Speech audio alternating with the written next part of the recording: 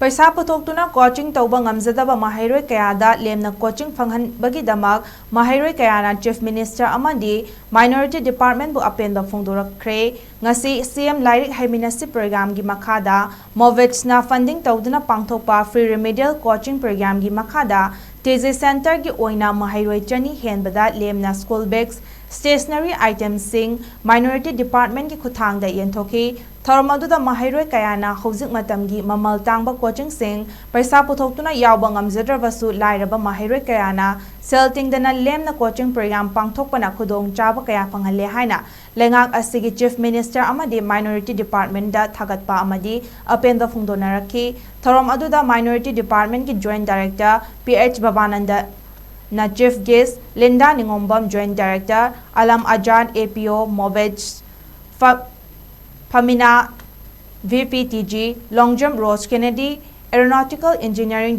Engineer General Managers Sparkle Edu Service na guest of honor oina saruyaki tharom aduda school asigi principal Dr. Benita Devi Alangbam na preside tauki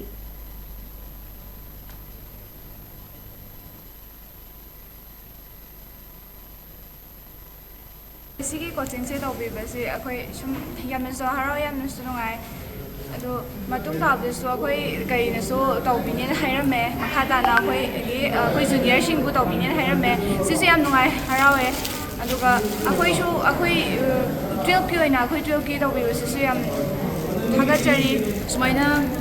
mi maya mama pa na coaching thaba private haji paisa thinga coaching thaba ngamjadaba singda sumaina free coaching tawbi base akhoda sukimati kana kuni oza mayam na su phasana takbi tambi akhoda aduga sumaina extra coaching tawbi base sida akhoda mayam improve lai kuma hana phangba yamna harawe adu CM sir na amkaina mutung takpadu su sumaina 6 months remedial coaching center je mayam mutung takpadu sinbi duna amkaina khoida khudong cham review khoida yamna thina kana ba phange haidi coaching chatpa ngamjadaba khoi mayam ama lairi sugumba singdi sumaina CM na sindi badagi akhoida khudong chaba phanganduna amkaina khoida larik se knowledge na ama pihanbada matik pang